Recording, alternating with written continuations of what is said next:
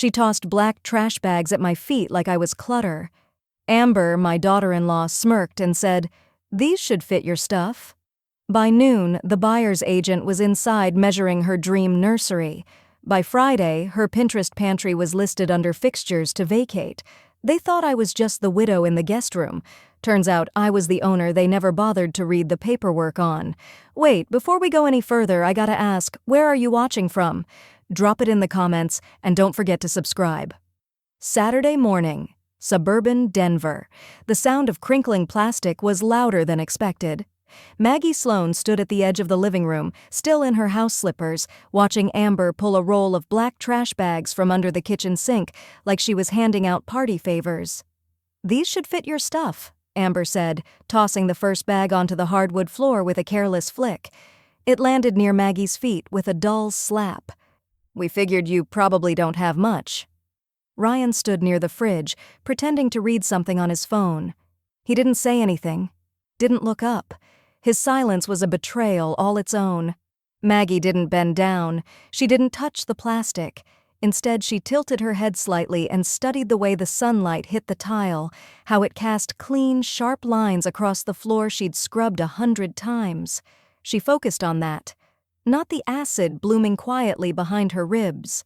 Amber was already moving on, chatting over her shoulder like nothing had happened. "If you need help taping them, I think there's duct tape in the junk drawer. Just don't take forever. The movers are booked for noon." There it was. Not a request, not a conversation. An eviction wrapped in bubble wrap and indifference. Maggie inhaled slowly through her nose, counting the beat like her old yoga teacher taught her. 1, 2, 3, stop, hold it, exhale. The rage didn't cool, but it compacted, tighter, denser, hotter. That was better. Contained fire burned longer. She turned without a word and walked past them. Past the trash bag, past the table with the fake eucalyptus centerpiece Amber insisted on keeping out year-round, up the stairs that still creaked on the third one from the top. In her bedroom, Maggie closed the door softly behind her. Not a slam, not a message, just finality. She crossed to her dresser, oak, decades old, still carrying the faint scent of sandalwood and tide. She opened the top drawer, past the handkerchiefs and folded scarves, and reached underneath. There it was. The business card sat tucked beneath a faded photo of her husband, Bill, smiling with his arm slung casually over her shoulder, the lake behind them glinting like a promise. She left the photo untouched and pulled the card free. Joanna Feldman Broker, Advocate, Buyout Specialist, Office, Greenwood and Chase Realty, Direct, 303-555-0146. The edges were crisp. Maggie had only held it once, the day Joanna handed it to her with a calm, knowing smile. "Just in case you ever want to stop asking for space in your own house." Maggie sat on the edge of the bed and turned the card over once, then again. Her thumb pressed against the raised lettering, her breathing leveled. Below her, she could hear Amber talking again. Something about boxes, something about being on schedule. Maggie stood, slipped the card into her pocket, smoothed her blouse. In the mirror, she didn't look defeated.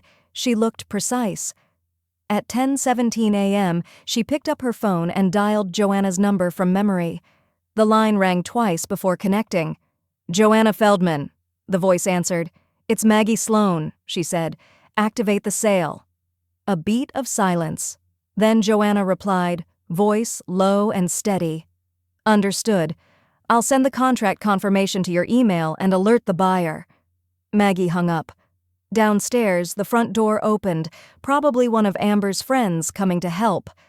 Laughter followed, casual and sharp, like nothing upstairs mattered. Maggie walked to her closet, opened it slowly, and reached for her suitcase. The real one, not the plastic kind. 3 weeks earlier, Greenwood and Chase Realty, Denver. The office smelled of eucalyptus and printer toner. Maggie sat across from Joanna Feldman, her fingers resting lightly on the leather portfolio laid out in front of her. The blinds were half drawn, letting in just enough sun to catch the glint of the pen resting on the contract's signature line. "Once this is signed," Joanna said, tapping the corner of the page, "we begin everything quietly. Your name stays on title until closing. The buyer's fully vetted, liquid cash, clean background, and flexible with timelines. Maggie nodded, her face unreadable. No one else needs to be notified? Joanna gave a professional smile, sharp but not cold. You're the majority owner. You don't need consensus. You just need will. Maggie looked down at the page again. The pre-sale agreement felt weightless in her hands, nothing like the years it represented. She reached into her handbag and pulled out her glasses. I never signed over my portion, she said, half to herself. Bill left me 51%. I never corrected the assumption. Joanna's brow lifted slightly. They never asked? They never cared to. She signed. Not with hesitation, not with ceremony, just ink to paper. Decision to consequence. Joanna flipped the packet closed. I'll have the legal prep underway by morning. You'll receive a draft of the official sale terms by next Friday. We move at your pace. Maggie stood, adjusted her coat. I'd prefer we move at theirs. They just don't know it yet. Present day. Upstairs bathroom, same house. Amber sat cross-legged on the closed toilet lid, scrolling furiously on her phone while chewing on a thumbnail. Her search bar read, Joanna Feldman, Greenwood Chase Realty. A second later, a professional profile popped up, Joanna's headshot, a controlled smile, blonde bob, no-nonsense navy blazer, hovered above a bold title, Full Buyout Specialist, Discreet Residential Exit Solutions. Amber's jaw tightened. Babe, she called out, voice echoing slightly off the tile. What did your mom say Joanna's last name was? No answer from downstairs. She clicked the LinkedIn link. Joanna's client testimonials filled the page. Handled our family transition without drama. Protective, thorough, confidential. One quote read like a punch. She made sure I could leave before anyone else could stop me.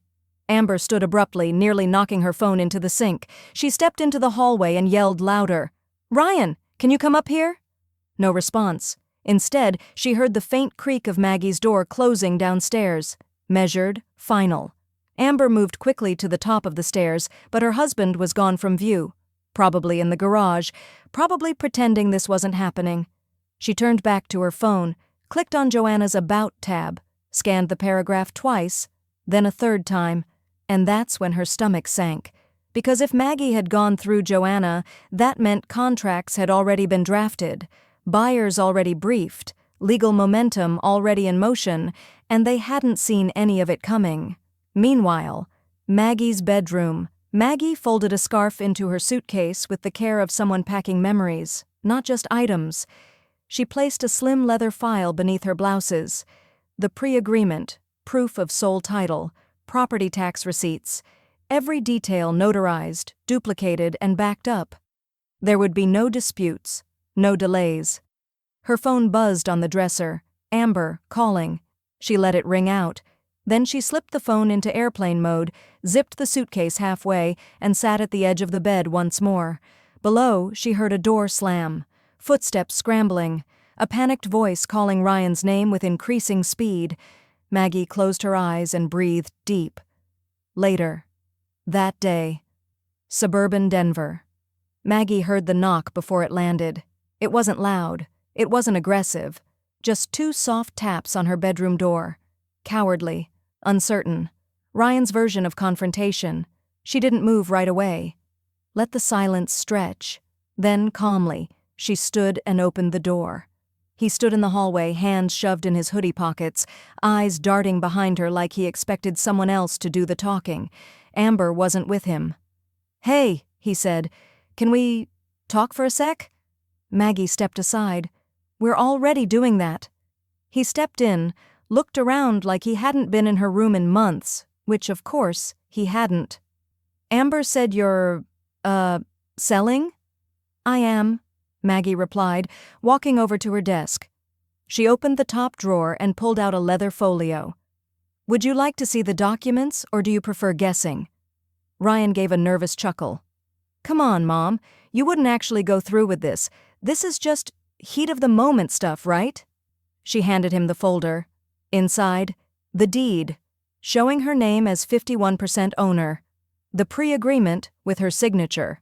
Property tax receipts for the last 6 years, all paid from her account. Utility bills in her name. Everything dated, notarized, airtight.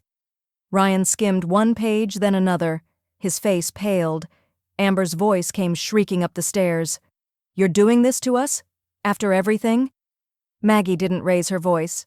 She didn't move toward the door. She just spoke with clean precision. "Everything, Amber? Be specific. Do you mean the time you told your friends I was lingering out of guilt? Or the time you left me off the holiday card because I wasn't photogenic?" Amber's footsteps stormed up. She appeared in the doorway, cheeks red, phone still clutched in one hand. "This is insane. You're sabotaging your own family." "No," Maggie said, turning to her. "I'm protecting what's mine. I paid the mortgage after Bill passed. I paid the taxes. I paid every utility bill while you both played house and treated me like the live-in ghost." Amber scoffed. "You're seriously throwing us out because of some bruised ego?"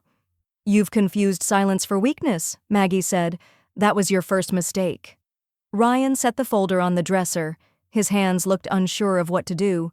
"So what? You want us to beg? We'll get a lawyer." "Do," Maggie said evenly. "I'll forward them everything. It'll save them time on discovery." Amber crossed her arms. "You think you're so noble? You're just bitter and old and—" "I'm just done," Maggie interrupted, sharp now. Not angry, final. Amber blinked, startled by the cut of it. Ryan tried one last angle. "If this is about the trash bags thing, that was a joke. You know Amber doesn't filter." "This has nothing to do with the trash bags," Maggie said. "That was just the ribbon on the box you've been packing me into for years." She walked over to the folder and flipped to a yellow tabbed page. Sale conditions. "You have 14 days to make a counter offer in cash, full buyout, no financing, no delays." Ryan blinked. "We don't have that kind of money." Maggie nodded. "Then start packing." Amber's mouth opened, but no sound came out. Ryan stood like he'd just been dismissed from a courtroom, because in a way, he had. Maggie turned away from them and opened her closet. "We're not done," Amber snapped. "You were never really part of the conversation," Maggie said calmly. "Just part of the cleanup. Sunday morning, suburban Denver. Maggie poured boiling water over loose-leaf Assam, the way she had every morning since Bill's diagnosis. 2 sugars, no milk. The cup warmed her palms, but the heat in her chest was her own. The kitchen was unusually quiet. Amber hadn't launched into her usual morning symphony of clanging pans and 2 loud FaceTimes. Ryan hadn't wandered in, yawning fake innocence. The silence was tactical. Good. It gave Maggie time. She sat at the breakfast nook with her planner open and her phone beside it. A yellow legal pad sat at her elbow, lines filled with itemized notes. Her prep list, her exit map. First call, Denver Gas and Heating. Second, Aurora Water Management. Third, City Waste and Disposal Services. Fourth, Altcom Internet and Cable. Each rep confirmed her identity easily. She was the account holder after all. "I'd like to terminate all services effective in 31 days, she said calmly. "New owners will handle transfers." Each call ended with a confirmation number, and Maggie wrote them all down in clean black pen. No wiggle room, no questions left unanswered. By 10:13 a.m., she opened her email draft, attached the formal 30-day notice to vacate, and CC'd both Ryan and Amber. The subject line was simple: Notice of termination of residency, effective immediately. Attached were 2 PDFs, the signed buyer agreement, and the schedule for utilities ending service. She hit send. At 10:15, the stairs creaked. Amber padded into the kitchen in fuzzy slippers and last night's mascara. Her tone was buttered and practiced. "Good morning. I made eggs. Thought you might want some." Maggie didn't look up. She stirred her tea and let the silence stretch. Amber hesitated. "I've been thinking. I know I've been sharp, but that's just stress talking, you know?" Still no reply.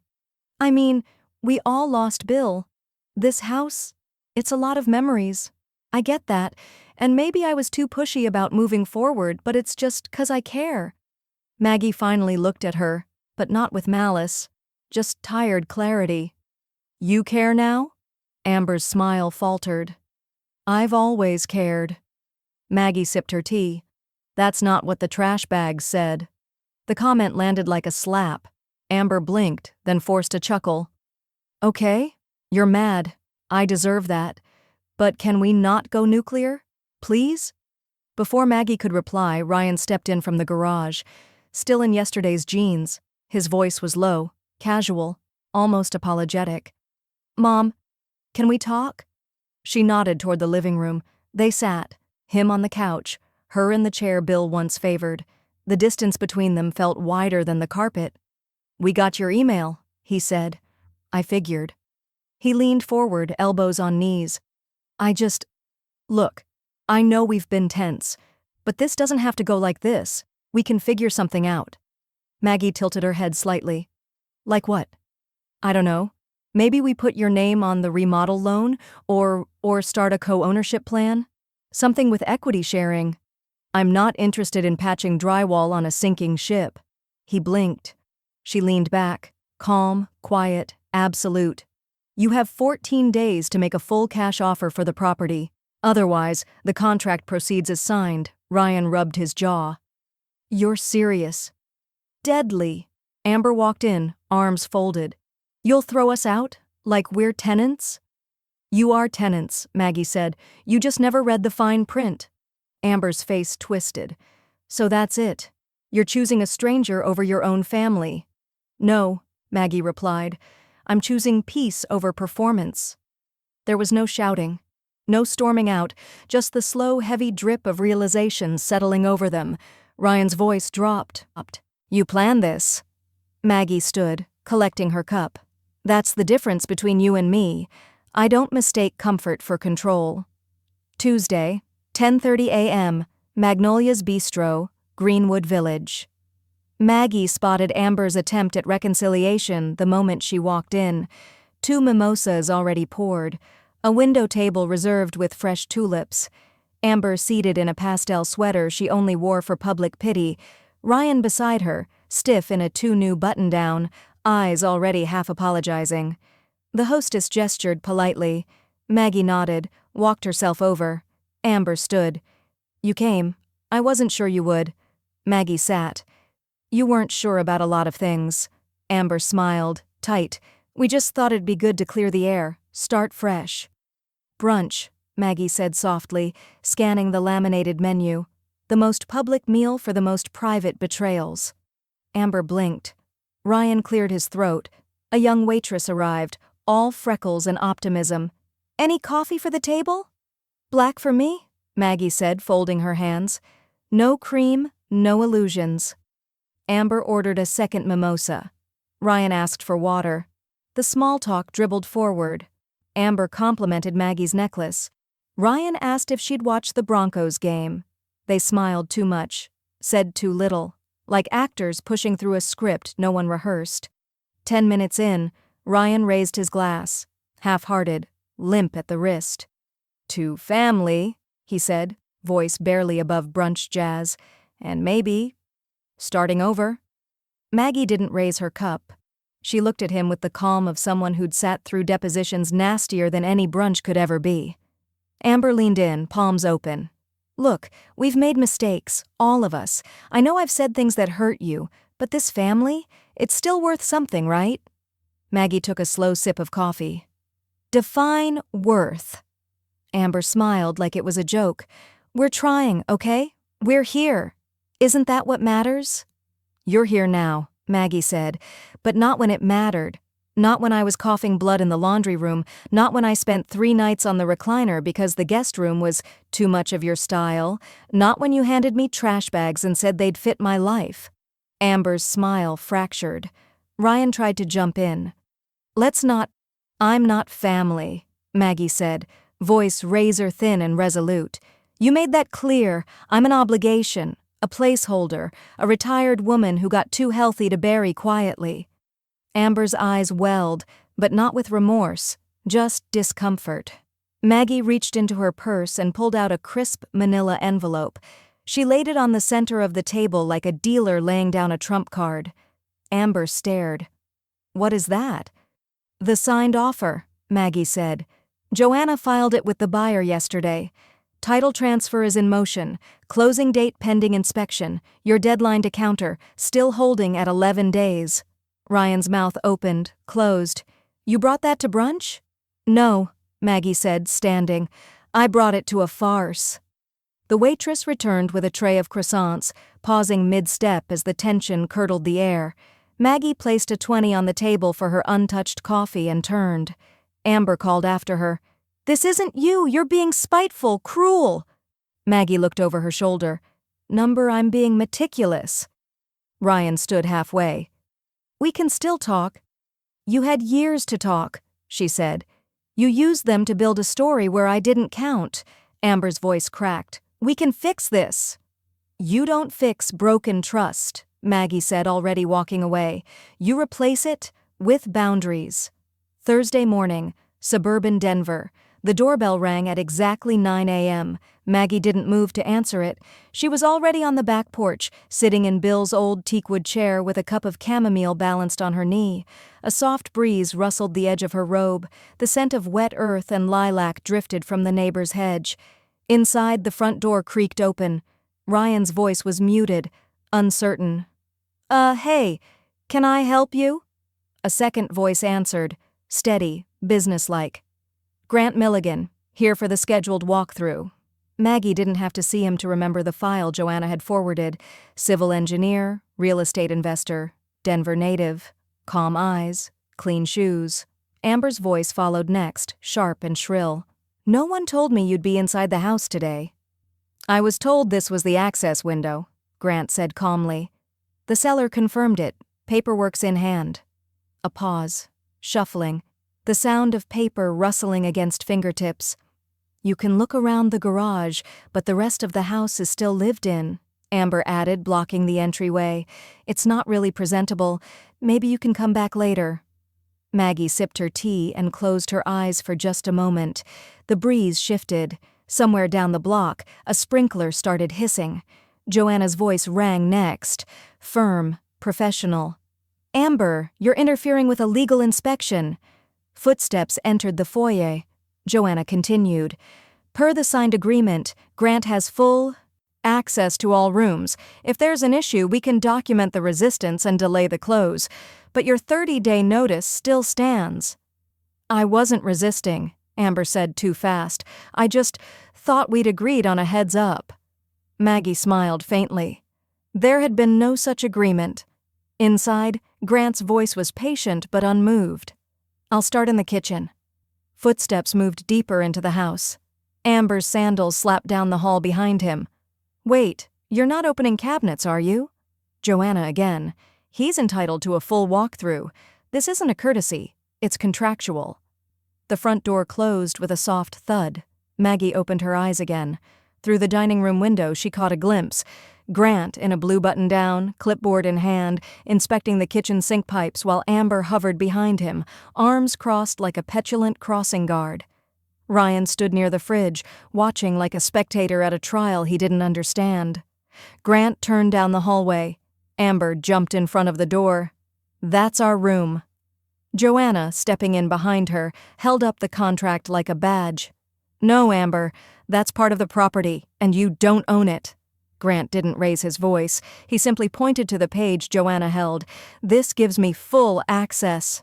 Amber turned to Ryan, panic breaking through the facade. "Make her stop this." Ryan looked at Maggie, still sitting calmly, still sipping her tea, watching the clouds reflect in her cup. "Do something," Amber hissed at him. "Tell her this is insane." But Ryan said nothing. His shoulders slumped as the truth finally settled in. He wasn't in charge of anything anymore. Friday morning. Suburban Denver. Maggie opened Facebook only once a week, usually to check her niece's baby photos or RSVP maybe to community potlucks she had no intention of attending. But this morning, the notifications were waiting like a warning flare. 10 new tags. 4 comments on a post you're mentioned in. 1 shared story from Amber Sutton Hughes. She clicked. Amber had posted a filtered selfie at a coffee shop with a vague, emotional caption. When the people you've cared for the most suddenly treat you like strangers, it stings, especially when it's family. But I guess aging makes people bitter. Boundaries matter. To protect your peace, elder gaslighting. The comment section was already bubbling with sympathy.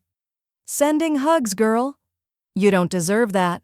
So sorry you're dealing with this. Stay strong, mama. Maggie scrolled once, then again. Another post followed, a screenshot of Joanna's business card with the caption, "When your MIL secretly hires someone to force you out of your home. Wonder how long this was planned." Heartbroken.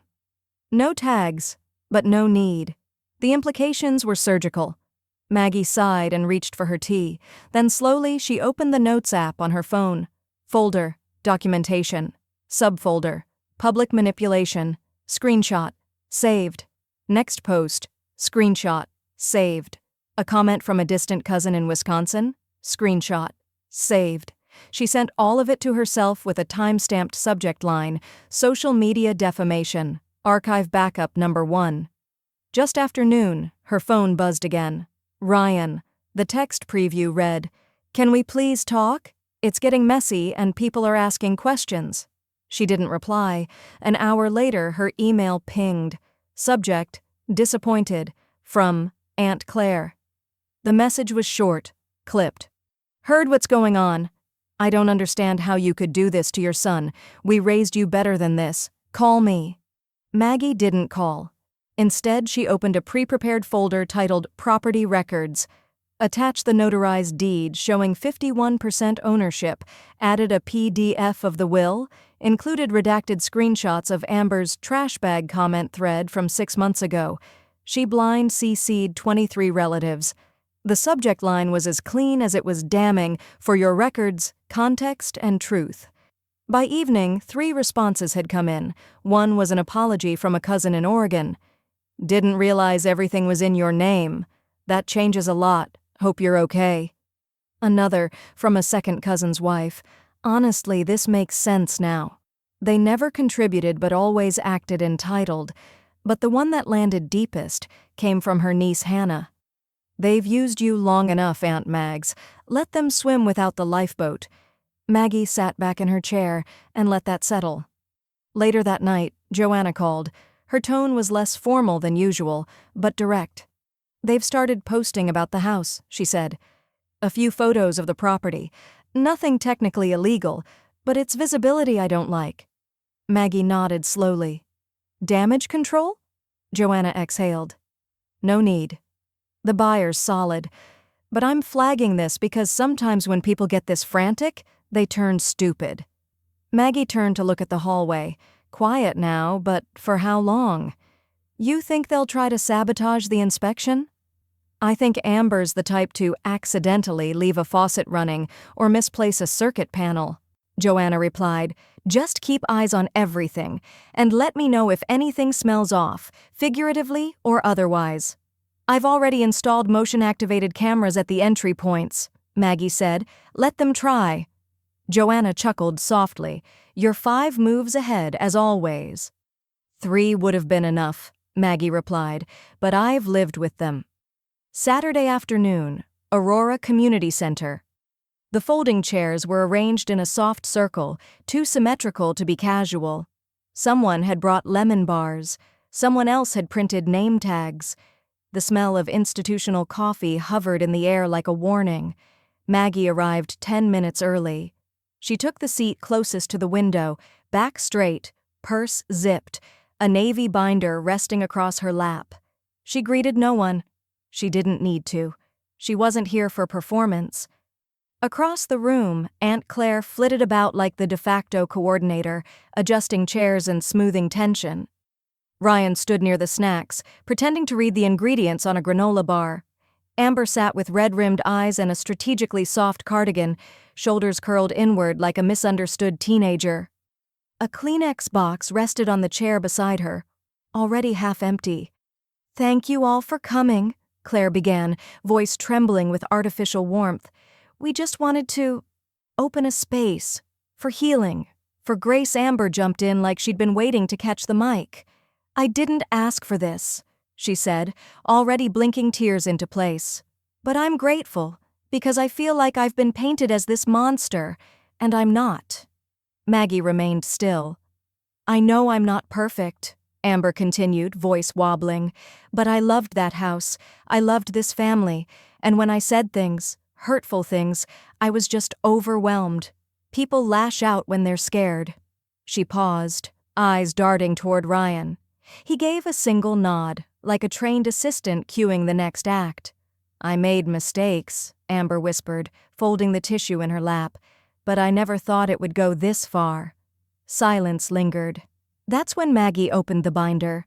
She stood, walked to the center of the circle, and placed a stack of identical navy folders on the table beside the lemon bars. "One for each of you," she said. "Please read before forming conclusions." Cousin Jay opened his first. Aunt Claire hesitated, then followed. A hush fell across the room as pages turned. Inside, full timelines, bank statements, utility records, title documents, and a neatly tabbed summary labeled "Unpaid Contributions." Cousin Ray read aloud without looking up.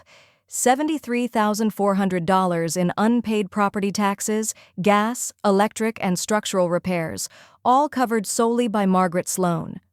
A low exhale from someone near the back. Another page. "No documented rental payments since 2019. Water usage spiked 340% in 2021. Grocery contributions marked as optional." A silence thicker than guilt pressed the room still. Then Ryan's sister Danielle, who hadn't spoken since arriving, looked up, her voice cut like clean metal. "You guys freeloaded. For years," Ryan stiffened. "That's not fair." "No," Danielle said, louder now. "What's not fair is watching Mom pay for everything while you two played entitled victims. What's not fair is listening to Amber scream at her for using too many burners while she was boiling cabbage to stretch the groceries." Amber's face drained. "I never," she started. "You did," Maggie said evenly, "and it's all documented. I didn't come here for a hug. I came so no one could say they didn't know." Aunt Claire pressed a hand to her mouth, blinking hard. Amber stood suddenly, her chair scraping the floor. "This isn't justice, it's revenge dressed up in paperwork." "You'd know something about dressing up," Danielle snapped. Amber let out a strangled sound, somewhere between a sob and a curse, and grabbed her purse. "Come on, Ryan," she hissed. "We're leaving." But Ryan didn't move. He looked at the binder in his lap, then at his mother, who was already turning away, already retrieving her purse like nothing more needed saying. Amber stormed out. The door didn't slam. It clicked, like something final being locked. Maggie didn't watch her go. She only turned to Joanna, who had quietly arrived in the back row and said nothing the whole time. Joanna offered a single nod, and then Maggie spoke, not to the room, but to no one in particular. "I kept the lights on. That was my mistake." Monday afternoon. Suburban Denver. The first box Amber packed was a decoy. It held one throw pillow, an empty perfume bottle, and a single high heel with a broken strap. She left it dead center in the hallway, half-taped and fully in the way. By noon, the house looked less like a home being packed and more like a battlefield of cardboard and resentment. Amber moved loudly. Cupboards opened with force, drawers scraped, doors swung too wide, then slammed just short of breaking. It wasn't packing, it was protest choreography. In the guest bathroom, she poured out half-used bottles of shampoo into the sink and left the cap scattered on the tile. In the kitchen, she emptied the spice rack into a mixing bowl and shoved it in the fridge. Maggie said nothing. She had already hired immaculate exit cleaning services for next Friday. Full deep clean, certified move-out documentation included. Paid in full. By 3 o'clock, Amber's muttering became louder than the boxes themselves. "This house was supposed to be ours?" she snapped to no one. "We had plans, paint colors, renovation quotes." She kicked an empty box down the hallway, where it collapsed like an exclamation point.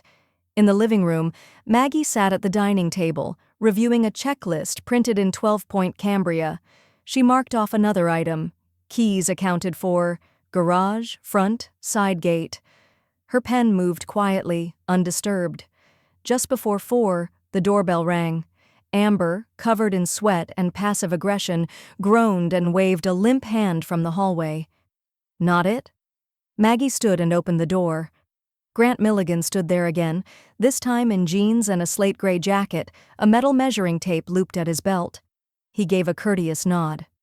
"Mind if I take updated measurements? Buyer needs final numbers for furniture planning."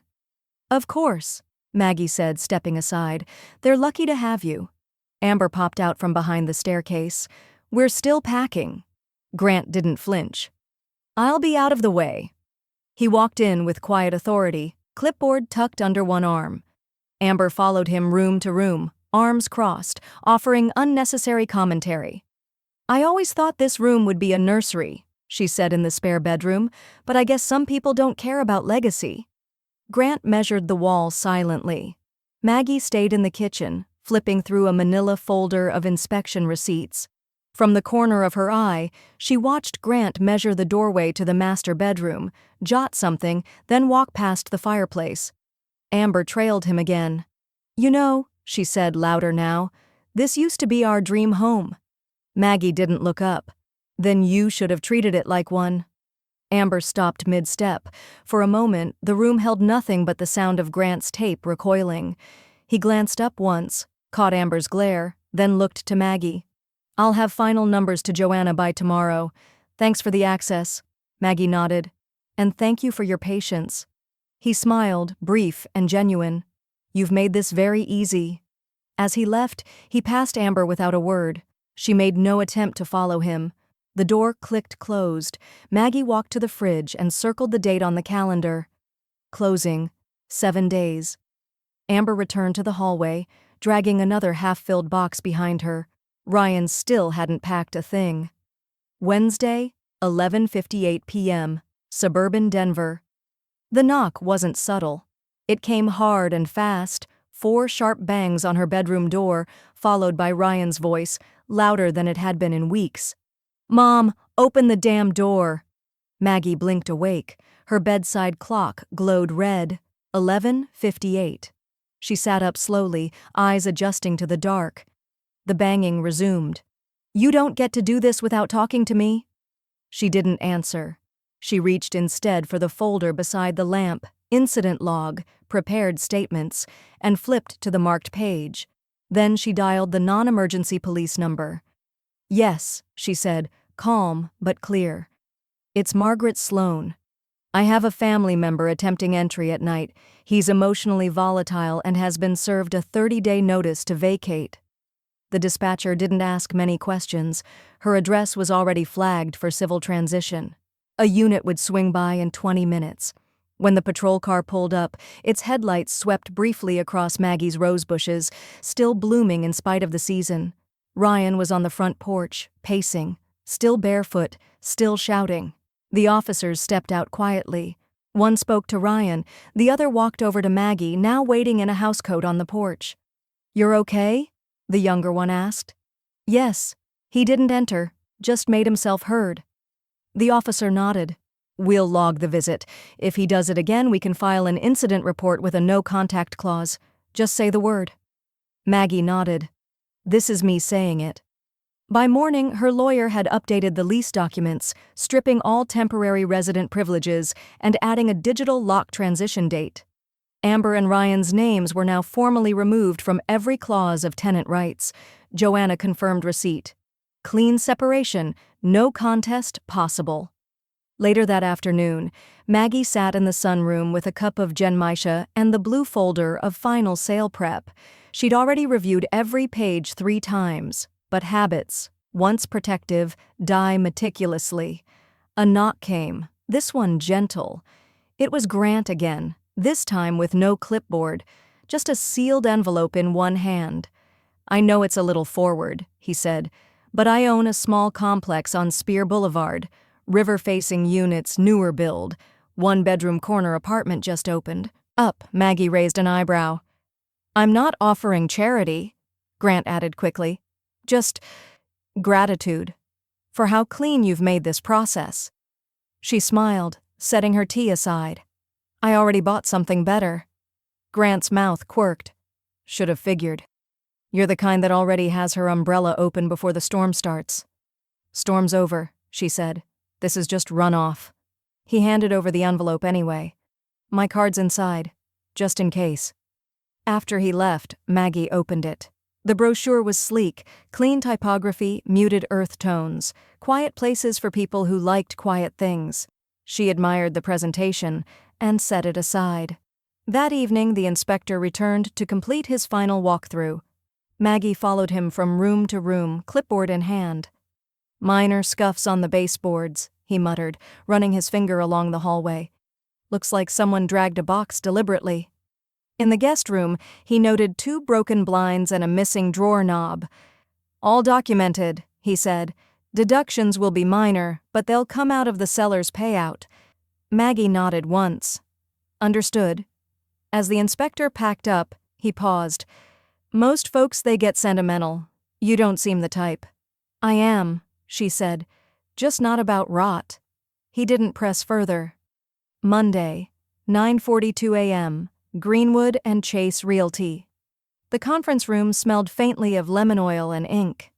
Maggie sat at the end of the polished table, reading glasses perched low on her nose.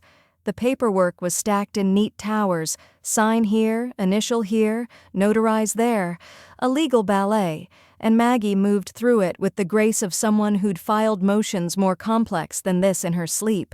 Joanna sat across from her, crisp in charcoal gray, tapping the capped end of a pen against a folder labeled Closing, Sloan Estate. You're sure you don't want them present? Joanna asked gently. They've already been too present, Maggie replied. Let the ink speak for us now. Joanna nodded once, then slid the final signature page across the table. Maggie took the pen, her hand steady.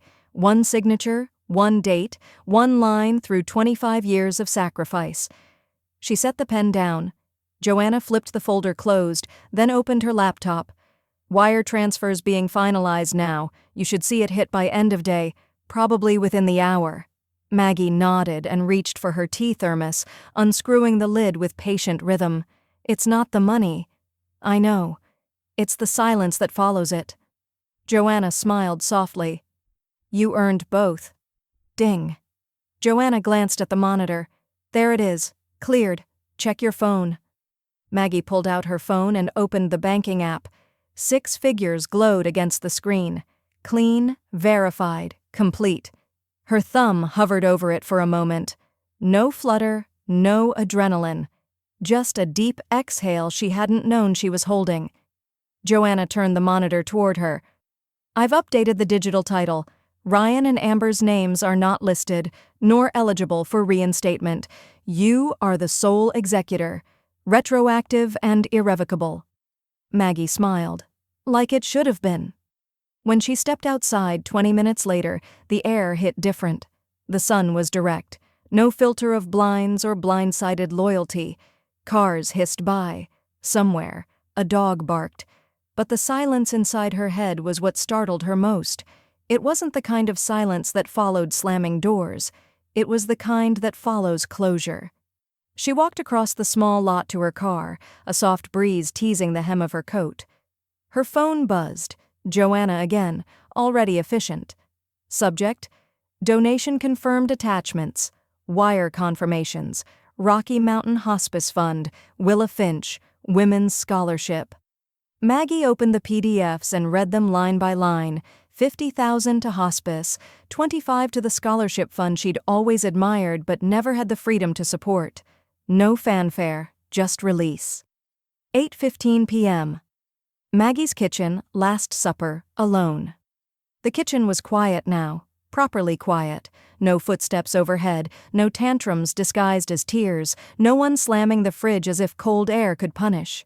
Maggie stood over the stovetop, flipping a thin salmon fillet with practiced ease. 1 lemon wedge, a pinch of dill. Her late husband would have approved. She plated it with roasted asparagus and 2 boiled potatoes, poured 1 glass of dry Riesling, set it all down at the kitchen table she'd scrubbed 100 times but never eaten at in peace. She picked up the fork, took 1 bite. It was perfect. She didn't turn on the TV. She didn't scroll her phone. She just chewed, slowly, deliberately, then set her fork down and let herself smile. Not a smirk, not a weapon, a real one, the kind that sat in the cheeks without needing to prove anything. Thursday, 7:52 a.m., suburban Denver. The moving truck arrived 2 hours early. Maggie didn't complain. She met the two-man crew, Miguel and Brent, in the driveway with a clipboard, gloves already on, sleeves rolled up.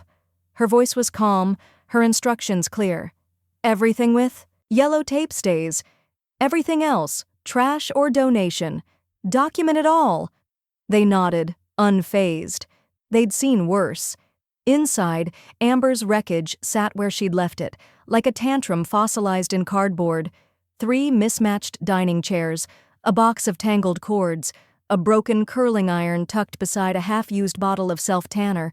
No notes, no labels, just residue.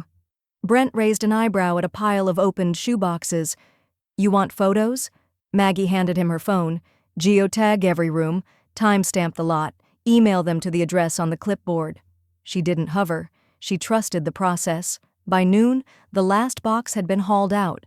The floor, once cluttered with protest packing, now shone under the slanted light of an open window. Maggie walked the perimeter of each room like she was breathing the house in for the first time. Every room echoed, no voices, no crying behind doors, no whispers that sounded like war, just clean, empty space. 1:15 p.m., front lawn. The couple across the street, newish, early 40s, were out trimming their hedges when Maggie stepped outside to water the hydrangeas. The woman smiled politely and called out, "Hey there, we've been meaning to say hello." Maggie waved, hose in hand.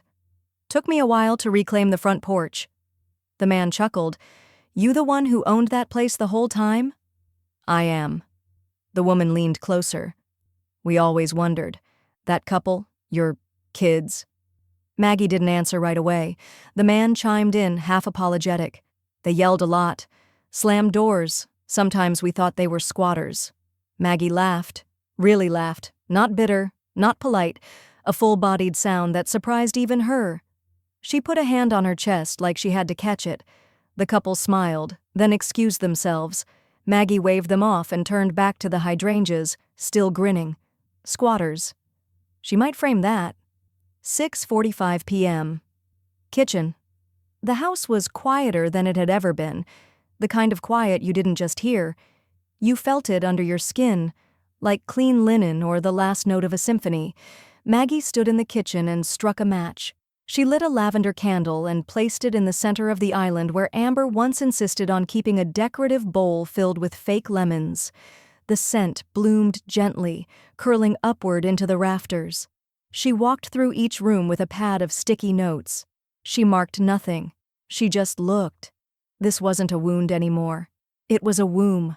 She stopped in the master bedroom, now stripped to the bones, and looked at the space where her old hope had once lived, where silence had once meant exile. Now it meant ownership.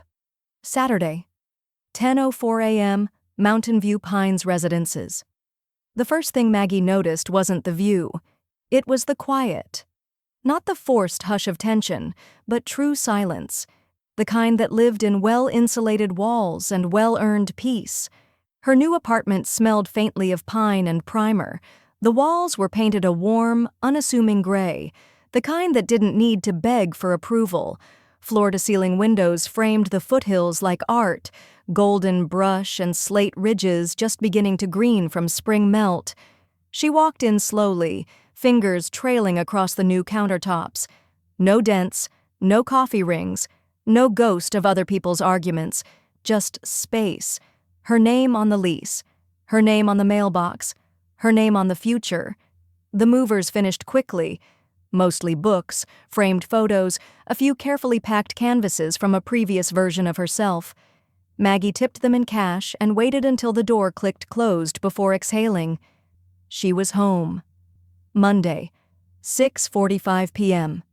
The knock was light and rhythmic, 3 short taps, like a question rather than a demand. Maggie opened the door to find a woman in her 60s, glasses perched on her head and a bottle of Pinot in hand. "Hi, I'm Cheryl from 3C. Figured I'd come by before the building starts assigning us to fire drills like it's summer camp. I host wine and crossword nights on Wednesdays. You look like a Wednesday person. Maggie blinked, then smiled. That might be the kindest insult I've ever received. Cheryl grinned. I bring the wine, you bring the sarcasm. I'll consider it, Maggie said. Cheryl handed over the bottle. No pressure, but I make a mean 7-letter word. The door closed again. Maggie looked at the label. Oregon Vintage. Nothing flashy, just thoughtful. She placed it on the kitchen counter beside a brand new set of oil paints and 3 blank canvases. They'd been an impulse purchase. Joanna had nudged her gently into buying them after seeing an old photo in one of Maggie's binders. You used to paint, she'd said. Maybe it's time to start filling your walls with your own stories. So Maggie did. She opened the nearest box, pulled out a palette knife, and mixed her first stroke of cobalt onto canvas. Her hand was slower than it used to be, but steadier somehow. The color bled cleanly, unapologetically. It wasn't about being good anymore. It was about being. Tuesday, 8:12 a.m. The letter came in a pale blue envelope, handwritten. Inside, a folded card with embossed leaves. No dramatic thank you, no plea for more, just a single printed message. Your donation to Rocky Mountain Hospice will support 73 families this quarter. On their behalf, we thank you for giving grief a softer landing. Tucked inside was a small white enamel pin shaped like a dove. Maggie held it for a moment, thumb brushing its edge before pinning it quietly to the inner pocket of her coat. She didn't need anyone to see it, she just needed to feel it there. Thursday, 5:23 p.m. Maggie logged into her email and found a message from Grant, subject line, Garden Update. Attached was a photo, taken from the same angle Maggie used to snap each spring. The backyard, her old hydrangeas, now joined by a stone bench, a few rows of raised planters, and a young pear tree just beginning to bud. The new owners had adopted it like a child. Grant's note was short. They loved what you started. Just thought you'd want to see. She did. Maggie downloaded the image, set it as her background. Then she opened her journal, the one with no lock, no secrecy, no fear of being read. She turned to a fresh page and wrote the date at the top, then just one line. You survived them. Friday, 11:02 a.m., Law Offices of Klein and Merriman, Denver. The air inside the law office smelled like oak and ink and discretion. Maggie sat across from a desk carved from some forest that no longer existed, her posture straight, her navy blouse unwrinkled despite the spring heat. Her reading glasses rested just below her brow, though she didn't need them yet. She already knew what the pages said. Across from her sat Arthur Klein, late 40s, mild tan, hair thinning in a way that made him look more honest. He tapped the edge of the new draft of her will with a fountain pen. Everything's lined up as requested, he said. Transfer of assets, property, remaining investment accounts, all directed to the Willa Finch Foundation, Safe Women Transitional Housing Network, and the Sloan Nursing Grant. He paused, turning one page over gently. No personal heirs listed? Maggie didn't flinch. Not anymore. He nodded. The removal of Ryan and Amber is irrevocable.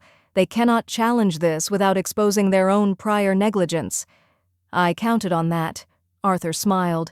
You're sharper than half my clients 30 years younger.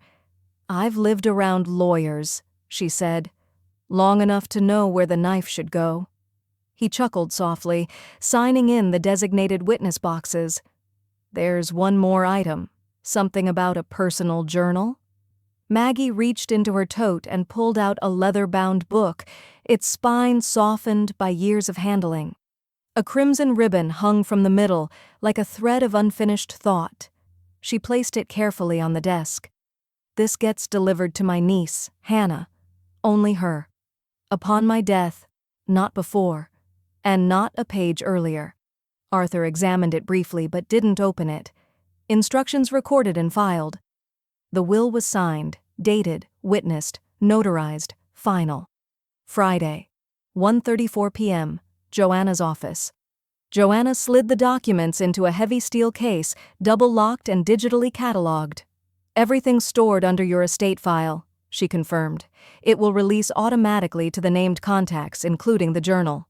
Maggie nodded. "Let it all out when I no longer need to explain myself." Joanna looked up. "And if they show up then?" Maggie smiled. "Let the words do what I no longer need to."